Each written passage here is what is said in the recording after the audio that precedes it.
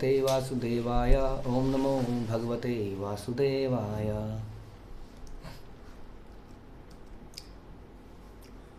श्रीमद् भागवतम चौथा canto 9th chapter 7th श्लोक। तो हमने सुना किस प्रकार से ध्रुव महाराज के सामने भगवान आए और ध्रुव महाराज बहुत ही इमोशनल हो गए और कुछ बोल नहीं पा रहे थे। उनका हृदय गदगद हो गया था, उनके मुंह से आवाज़ नहीं निकल रही थी। वो चाहते थे कि भगवान की ग्लोरिफिकेशन करें, लेकिन इसीलिए तो कहा था बचपन में पढ़ लिख लेता तो कुछ कर लेता, मूर्ख कहीं का रह गया ना यही निकम्मा। तो ऐसा नहीं हुआ। भगवान अपने भक्त को वो सब वस्तु देते हैं जिस वस्तु की उसको कमी होती है। योगक्षेमम वहाम्यहम्। यदि हम सच्चे हैं और वास्तव में भगवान के पक्के हैं तो भगवान हमें उस वस्तु को दे देते हैं जिससे वो सेवा करना चाहता है, ताकि वो अच्छे से सेवा कर पाए। अगर बुद्धि की कमी है तो बुद्धि देते हैं। हाँ, तो यहाँ पर ध्रुव महाराज को भगवान ने शंख उनके सर पर टच किया, उनको बुद्धि आई और उन्होंने भगवान का गुणगान करना शुरू किया। तो इस प्रकार अगला श्लोक है, एकत्वम एक भगवान इदम आत्मशक्तया माया अख्यया उरु गुणया महत्तादि अशेषम सृष्ट्वा अनुविश्य पुरुषः तत् असत् गुणेषु नाना इव दारुषु विभावसुवत विभासी। हे भगवान, आप सर्वश्रेष्ठ हैं, किंतु आप आध्यात्मिक तथा भौतिक जगतों में अपनी विभिन्न शक्तियों के कारण भिन्न भिन्न प्रकार से प्रकट होते रहते हैं। आप अपनी बहिरंगा शक्ति से भौतिक जगत की समस्त शक्ति को उत्पन्न करने के बाद में भौतिक जगत में परमात्मा के रूप में प्रविष्ट हो जाते हैं। तो आपके रूपांतर हैं, अलग अलग वस्तु हैं।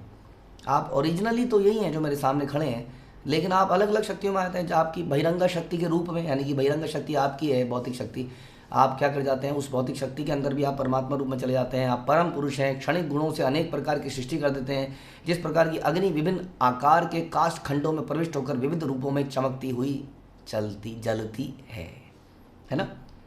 तो इस प्रकार से आप तो वही हैं, लेकिन आपकी शक्तियाँ अनेक हैं और शक्ति का रूपांतरण कई तरीके से हो सकता है, लेकिन उस शक्ति का सोर्स आप ही हैं। तो ये समझना पड़ेगा कि हर वस्तु वाकई में कृष्ण की शक्ति है, कृष्ण से ही आ रही है। Source is that. और उसके बाद कई चीज़ों में उसका रूपांतरण हो जा रहा है। उस ओरिजिनल लिंक को नहीं बोल सकते हैं। जैसे एक पिताजी हैं, उस पिताजी के बहुत सारे बच्चे हो गए हैं, उन बच्चों के बच्चे हो गए हैं, है ना। तो उन्हीं की शक्ति का रूपांतरण है एक प्रकार से, लेकिन उस बीच में हम उस ओरिजिनल शक्ति तो नहीं कह सकते, लेकिन वो पिताजी कहीं ना कहीं वो शक्ति है जिसके कारण से फिर दूसरा हुआ, तीसरा हुआ, चौथा हुआ। किसी की आंख मैच करती है, किसी की नाक मैच करता है, व्हाटएवर। तो ये छोटा एग्जांपल है, इसके ऊपर भगवान से ही हर वस्तु का उद्गम है। तो इसलिए वो दैट ओरिजिनल शक्ति वही है। हाँ, ध्रुव महाराज ने कितनी बड़ी बात बोल दी। क्या अल्टीमेटली आप ही हो हर कारण, सर्व कारण कारणम गोविंदम आदि पुरुषम। ये वाला श्लोक एक तरह से उन्होंने बता दिया कि हर कारण जो संसार में हम देख रहे हैं वो आप ही हैं। आप मैनिफेस्टेड रूप में या अनमैनिफेस्टेड रूप में, जैसे भगवान बोलते हैं सूत्रे मणिगणा इवा, कि जैसे कि मोतियों के हार में मोतियों के हार के नीचे का धागा दिखता नहीं है ना। केवल ऐसा लगता है कि मोती आपस में चमके हुए हैं, चिपके हुए हैं। मोतियों को यदि आप चिपका दोगे तो उसकी लचक खत्म हो जाएगी। वो माला की लचक खत्म हो जाएगी मोती अगर चिपक गए तो। मोती में मूवमेंट इसलिए है क्योंकि नीचे धागा है, तो धागे की बड़ी महत्व। धागा दिखता नहीं है, मोतियों को चिपकाया भी जा सकता है, लेकिन वो फिर हार बेकार हो जाएगा एकदम। तो उसकी वैल्यू है ऑल्दो वो अदृश्य है। भगवान कहते हैं इसी तरह से सारे संसार के पीछे चलाने वाला व्यक्ति वो मैं हूँ। ऐसा यहाँ पर ध्रुव महाराज बता रहे हैं।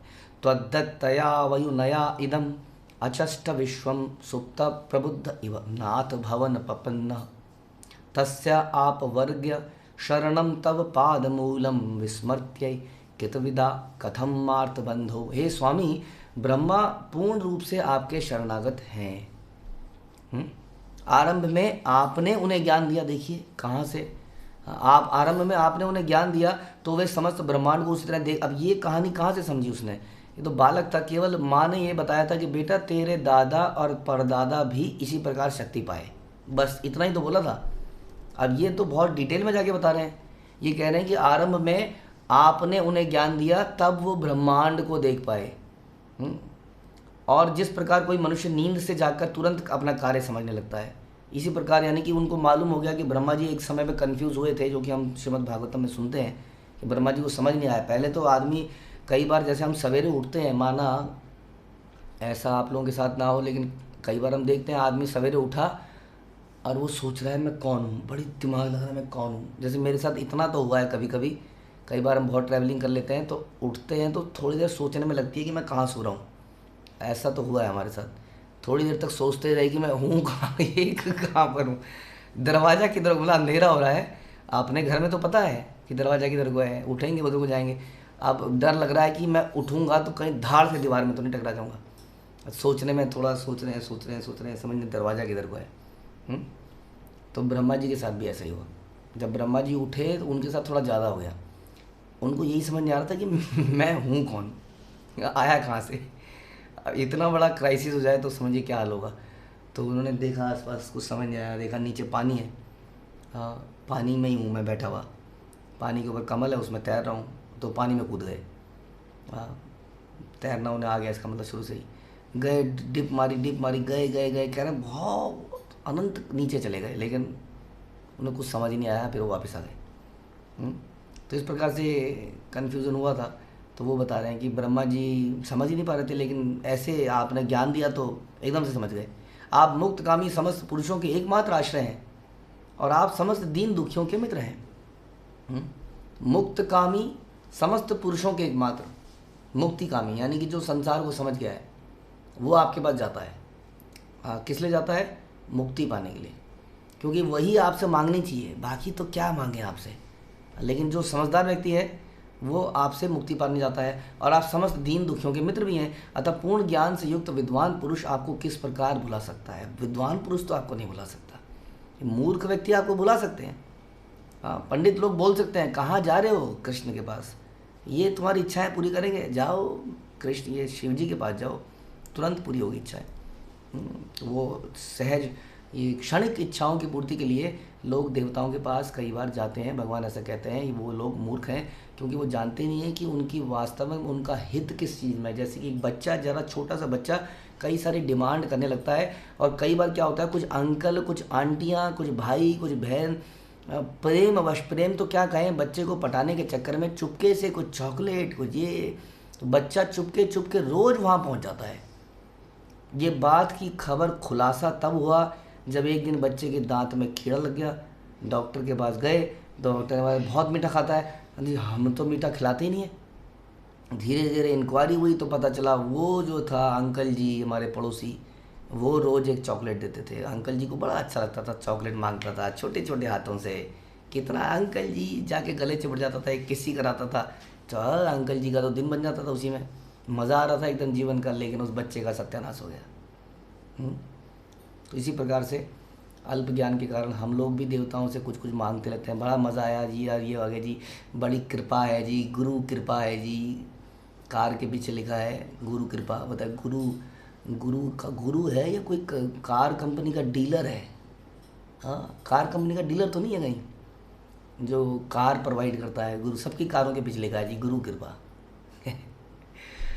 तो गुरु जो है और देवता जो है वास्तव में इस चीज़ के लिए नहीं बने हैं, वो किसी और चीज़ के लिए हैं। तो जो समझदार लोग हैं वो समझ जाते हैं कि इस परम भगवान से क्या मांगना चाहिए। हाँ, तो आदमी की हैसियत से उसके सामने मांगना चाहिए, अदरवाइज़ हम मूर्ख कहलाते हैं। भगवान तो हमें वो परम आनंद प्रोवाइड कर सकते हैं जिसमें कि जन्म नहीं है, मृत्यु नहीं है, बुढ़ापा नहीं है, बीमारियां नहीं है।